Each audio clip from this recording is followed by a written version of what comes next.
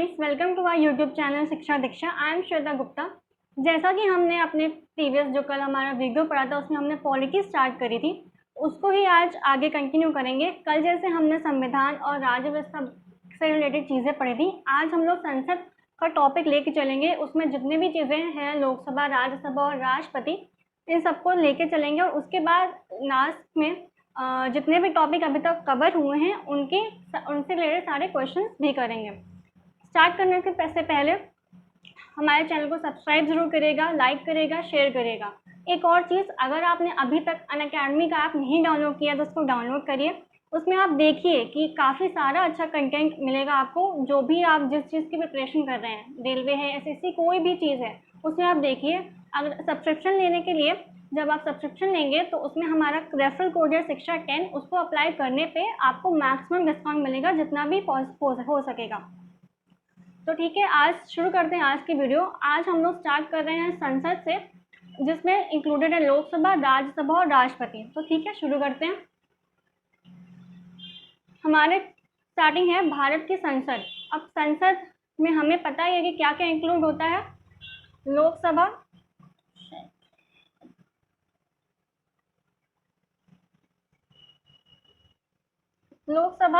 राज्यसभा और राष्ट्रपति। ठीक, लोकसभा जैसा कि हमें पता है क्या है, निम्न सदन, लोअर हाउस। राज्यसभा क्या है, हमारा उच्च सदन। और राष्ट्रपति का कार्य क्या है, संसद के सत्र को बुलाना। एक बार रिपीट कर लेते हैं। लोकसभा निम्न सदन, राज्यसभा उच्च सदन और राष्ट्रपति का कार्य क्या होता है, संसद के सत्र को बुलाना। भारत के संविधान में संसदीय प्रणाली ब्रिटिश संविधान से ली गई है। ये हम लोग आगे एक वीडियो में कवर करेंगे। नेक्स्ट वीडियो होगी कि हमारे जो भारत का संविधान है, हमने उस संविधान से कौन कौन सी चीज़ें किन किन देशों से ली हैं। तो ये उसी से रिलेटेड टॉपिक है। इसको और आगे अच्छे से नेक्स्ट वीडियो में कवर करते हुए चलेंगे। अभी फिलहाल के लिए जो हमारा भारत के संविधान में जो हमारी संसदीय प्रणाली है, वो हमने कौन से देश से ली है, ब्रिटिश के संविधान से ली है। ठीक,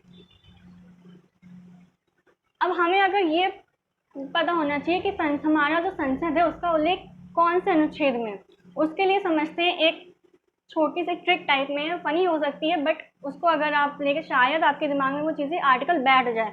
अगर संसद का अनुच्छेद बैठ जाएगा दिमाग में तो राज्यसभा और लोकसभा का उसके ऑटोमेटिकली आ जाएगा। देख लेते हैं। जैसे संसद है, संसद का सा वर्ड कौन से नंबर को डिनोट करता है, 7 को।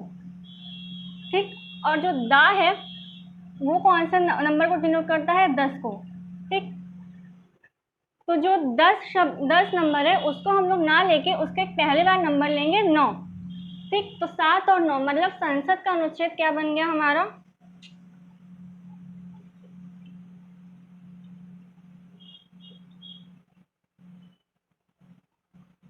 संसद का हमारा अनुच्छेद क्या बन गया, 79।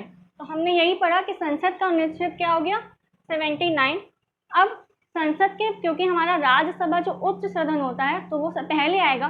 79 के बाद कौन सा आर्टिकल आया, 80। तो 79 के बाद आया 80, तो राज्यसभा का आर्टिकल हो गया अनुच्छेद 80। अब उसके बाद लोकसभा आता है, निम्न सदन, तो 80 के बाद कौन सा अनुच्छेद आया, 81। तो ये हो गया हमारा लोकसभा का आर्टिकल 81। ठीक, तो रिपीट कर लेते हैं एक बार। संसद का अनुच्छेद 79, उसके बाद उच्च सदन वो हो गया अनुच्छेद 80, उसके बाद निम्न सदन मतलब लोकसभा, उसका अनुच्छेद हो गया 81। आगे बढ़ते हैं, लोकसभा लेके चलते हैं। इसमें सारे जो लोकसभा और राज्यसभा, राष्ट्रपति, उससे रिलेटेड जितने भी इंपॉर्टेंट चीज़ें पहले पूछी गई हैं या आगे पूछी जा सकती हैं, इस वीडियो में हम लोग सारी चीज़ें कवर करके चलेंगे। तो इस वीडियो को लास्ट तक ज़रूर देखिएगा। पहला हमारा है टर्म लोकसभा। लोकसभा को हाउस ऑफ द पीपल भी कहा जाता है। तो ये ध्यान रखिएगा कि लोकसभा को हाउस ऑफ द पीपल भी कहा जाता है। और ये नाम कब से दिया गया है, 1954 से। ठीक, क्या कहा जाता है, हाउस ऑफ द पीपल, और ये नाम कब से दिया गया है, 1954 से। पॉइंट्स देख लेते हैं। ये संसद का निम्न सदन होता है। लोकसभा का कार्यकाल 5 वर्ष का होता है, ये याद रखिएगा। लोकसभा का कार्यकाल 5 वर्ष का होता है। आगे, लोकसभा के सदस्यों का निर्वाचन किसके द्वारा होता है, जनता के द्वारा। ठीक, नेक्स्ट पॉइंट है, लोकसभा में अध्यक्ष एवं उपाध्यक्ष की नियुक्ति कौन करता है, लोकसभा के अध्यक्ष करते हैं। ये क्वेश्चन काफ़ी बार पहले पूछा जा चुका है, इसलिए इंक्लूड किया है कि लोकसभा के अध्यक्ष एवं उपाध्यक्ष की नियुक्ति लोकसभा के अध्यक्ष करते हैं। नेक्स्ट है, जो राष्ट्रपति संयुक्त सत्र की बैठक बुलाता है, राष्ट्रपति द्वारा बुलाए गए संयुक्त सत्र की अध्यक्षता कौन करता है? लोकसभा अध्यक्ष करता है। ये याद रखिएगा, ये भी इंपॉर्टेंट पॉइंट है, एग्जाम में काफ़ी बार पूछा जा चुका है। लोकसभा के सदस्यों की योग्यता क्या होती है? पहला तो हम सबको ही पता है कि भारत का नागरिक हो। दूसरा, एज पूछी जाती है, काफ़ी बार एग्जाम में पूछी जा चुकी है। तो लोकसभा के अध्यक्षों की एज क्या हो सकती है? होती है 25 वर्ष, ये याद रखिएगा। आगे बढ़ते हैं, लोकसभा के सदस्यों की संख्या पे आते हैं। वर्तमान अधिकतम संख्या क्या है, वर्तमान का मानक क्या है, उसको लेते हुए चलते हैं। तो जो हमारी अधिकतम संख्या होती है वो होती है 552। वर्तमान का क्या मानक है? 545। ठीक, अधिकतम 552, वर्तमान का मानक 545। इन 545 में दो जो हमारे आंग्ल भारतीय समुदाय से होते हैं, एंग्लो इंडियन से, वो दो राष्ट्रपति के द्वारा चुने जाते हैं। ये राष्ट्रपति में आगे कवर करेंगे, अभी शॉर्ट में समझते हैं कि जो 545 में से दो चुने जाते हैं वो दो आंग्ल समुदाय के होते हैं जो राष्ट्रपति के द्वारा चुने जाते हैं। अब 545 में दो हो गए तो बचा क्या, कितने? 543। वो 543 अधिकतम चुने जाते हैं निर्वाचन के समय। ठीक, अब इन 543 में 530 होते हैं राज्यों से। ठीक, 530 होते हैं राज्यों से, और 530 में बचे कितने? 13, वो होते हैं हमारे केंद्र शासित प्रदेशों से। अब इसके बाद एक चीज़ देख लेते हैं, और हमने क्या पढ़ा? मैक्सिमम कितनी है? 552।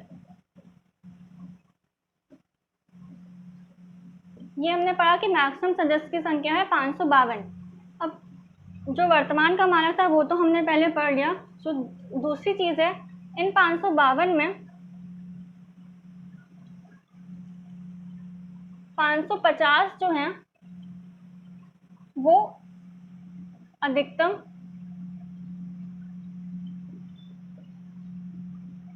चुने जाते हैं निर्वाचन के समय, और बचे कितने? दो, जैसा कि हमने बताया, एंग्लो इंडियन, आंग्ला समुदाय वाले राष्ट्रपति के द्वारा चुने जाते हैं। ठीक है, 552, उसमें से 550 अधिकतम निर्वाचन के समय, और दो एंग्लो इंडियन। इन 550 में से यहाँ पे दिखा देते हैं, इन 550 में 530 राज्यों से। ठीक, इन 550 में 530 राज्यों से, और बचे कितने? जब 530 हो गए तो 20 कहाँ से? केंद्र शासित प्रदेशों से। ठीक है, पहले हमने समझा वर्तमान मानक, ये अधिकतम के केस में है। वर्तमान वाला भी आप याद रखिएगा, एक बार देख लेते हैं स्लाइड। वर्तमान में क्या था? अधिकतम 552, वर्तमान 545, उसमें से दो एंग्लो इंडियन, 530 राष्ट्र और 13 केंद्र शासित प्रदेशों से। ठीक है, आगे चलते हैं।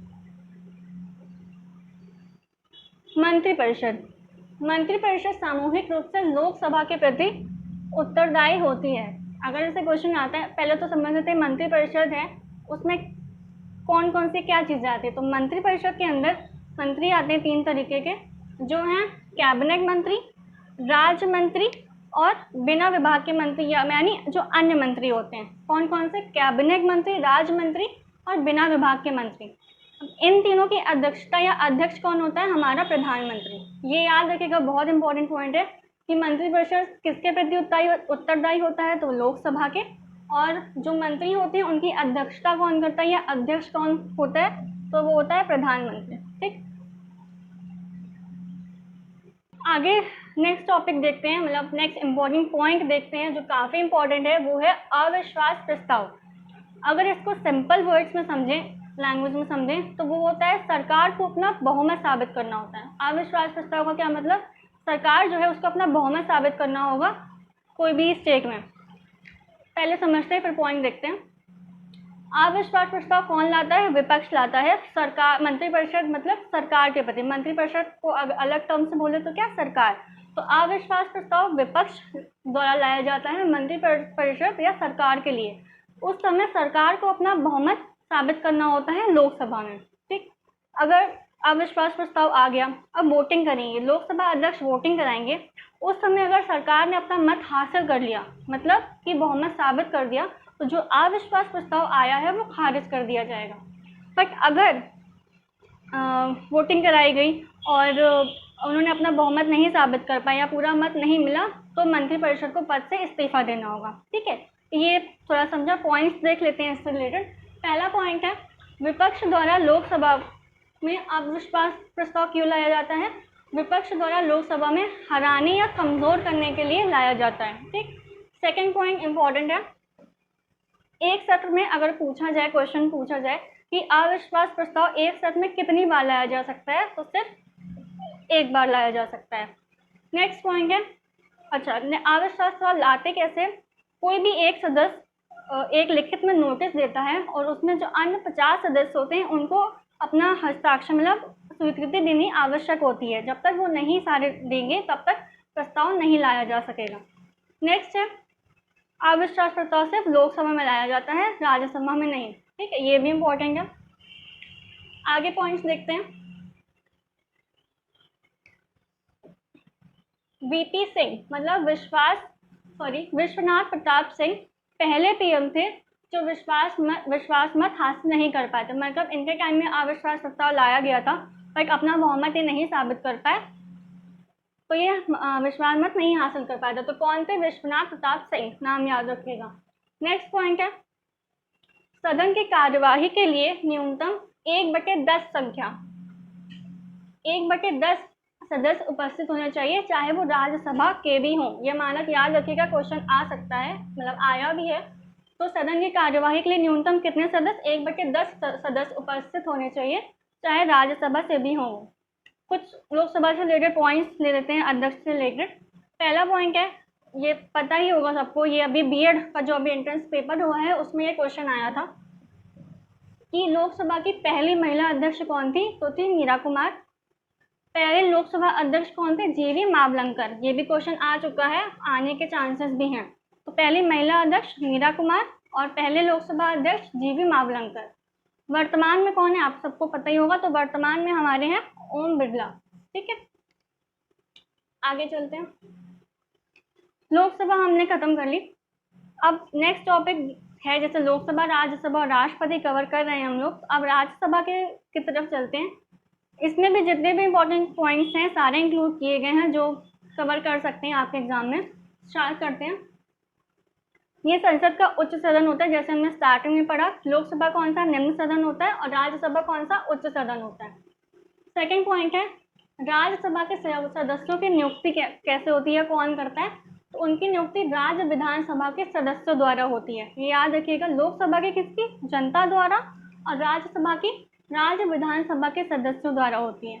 तीसरा है, प्रत्येक 2 वर्षों में, अच्छा राज्यसभा में एक अलग से पॉइंट है, इम्पोर्टेंट है कि प्रत्येक 2 वर्षों में 1/3 सदस्य सेवानिवृत्त हो जाते हैं और उनकी जगह नए सदस्य आते हैं। अर्थात राज्यसभा जो है स्थायी सदन है, परमानेंट हाउस है, कभी भंग नहीं होता। उसी समय अगर लोकसभा देखें तो लोकसभा अस्थायी सदन है, जो भंग होता है। मतलब लोकसभा का कार्यकाल हमने क्या पढ़ा था? 5 साल। राज्यसभा में हमने क्या पढ़ा कि इनके सदस्य हर 1/3 सदस्य हर 2 वर्षों में सेवानिवृत्त होते रहते हैं। ठीक है, ये याद रखिएगा कि ये स्थायी सदन है, मतलब परमानेंट हाउस। इंपॉर्टेंट पॉइंट है। नेक्स्ट, सदस्यों का कार्यकाल 6 वर्ष, लोकसभा के सदस्यों का 5 वर्ष और इसका 6 वर्ष। नेक्स्ट, उपराष्ट्रपति राज्यसभा का पदेन सभापति होता है। ये याद रखिएगा, उपराष्ट्रपति राज्यसभा का पदेन सभापति होता है। ये राज्यसभा में भाग नहीं लेते हैं। ठीक, इनका कार्यकाल होता है 5 वर्ष का। योग्यता जैसे हमने लोकसभा की पढ़ी, वैसे राज्यसभा के पहला पॉइंट वही कि भारत का नागरिक को। दूसरा, एज लोकसभा में कितनी थी? 25 साल, और राज्यसभा की न्यूनतम एज होती है 30 वर्ष। दोनों को याद रखिएगा। आगे चलते हैं, कुछ इंपॉर्टेंट पॉइंट्स राज्यसभा से रिलेटेड। पहला सभापति राधाकृष्णन जी, ठीक है, सर्वपल्ली राधाकृष्णन। दूसरा, पहले उपसभापति कौन थे? तो एसपी कृष्णमूर्ति राव। पहले सभापति एस राधाकृष्णन, उपसभापति एसवी कृष्णमूर्ति राव, और वर्तमान में कौन है? वेंकैया नायडू। ठीक, आगे ये ख़त्म करने के बाद कुछ 2-3 टर्म्स है वो और देख लेते हैं। पहला है हमारे पास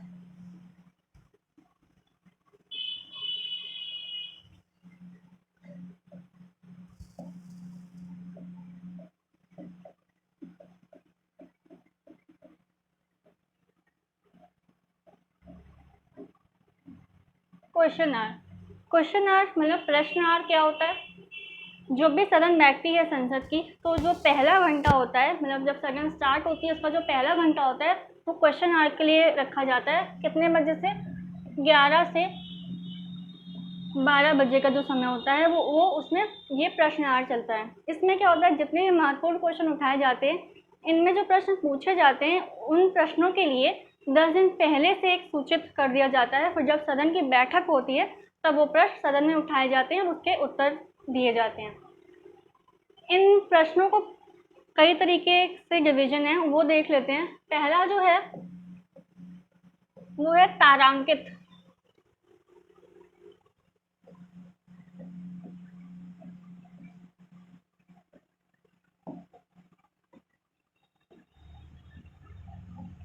तारांकित प्रश्न। तारांकित प्रश्न क्या? जिसमें तारा चिन्ह अंकित हो। इन प्रश्नों में जो भी उत्तर दिए जाते हैं वो मौखिक रूप से दिए जाते हैं और बहुत ही कम समस्या, मतलब जिसमें ज़्यादा इम्पोर्टेंस नहीं है या बहुत ईजिली छोटे छोटे विषयों के में जो हैं उनके उत्तर दे दिए जाते हैं। दूसरा है हमारे पास अतारांकित प्रश्न।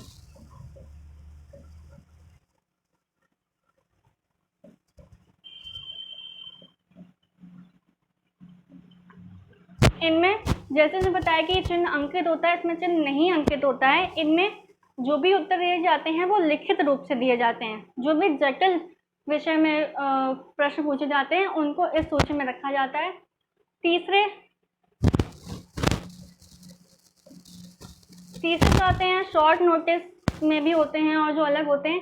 तीसरे में जो डिवीजन होता है वो हम कह सकते हैं कि जिनमें एक न्यूनतम अवधि डिसाइड की जाती है कि ये न्यूनतम अवधि है, इससे कम दिनों में आपको जो भी क्वेश्चन है उसके उत्तर लिखित रूप से मौखिक रूप से देने होते हैं। ये हमने देख लिया। दूसरे ये हो गया हमारा प्रश्नार्थ। दूसरा हम जो है वो है शून्यार्थ, उसको भी देख लेते हैं। दूसरा क्या है?